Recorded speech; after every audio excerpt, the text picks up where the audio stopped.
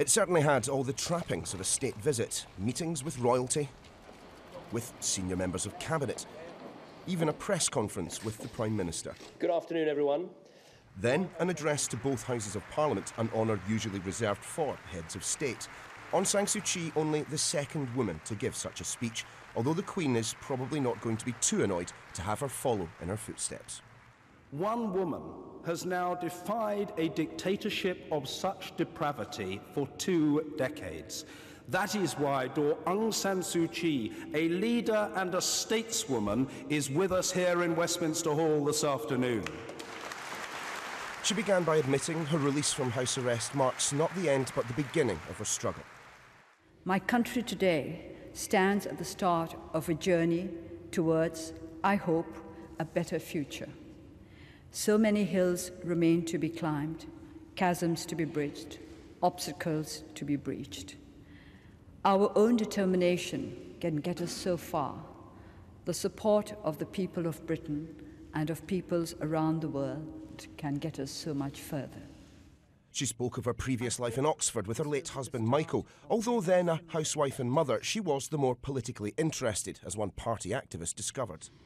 Michael opened the door, and when he saw the gentleman poised to deliver his campaigning pitch, he said, "It's no use trying to win me over. It's my wife who decides how I should vote.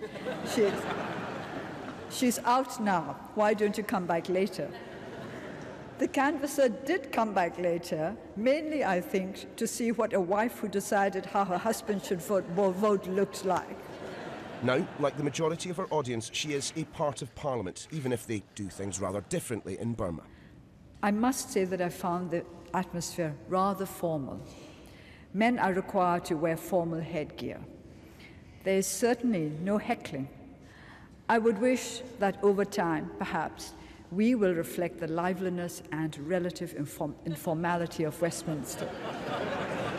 Democracy now beckons, but only if her homeland receives significant support. Thank you for letting me into your midst. My country has not yet entered the ranks of truly democratic societies, but I am confident that we will get there before too long, with your help. Thank you. She could not have been more warmly received. The Palace of Westminster, the mother of all democracies, bid a fond farewell to one as committed to freedom as the very best of those who ever walked these halls. Neil Patterson, Sky News.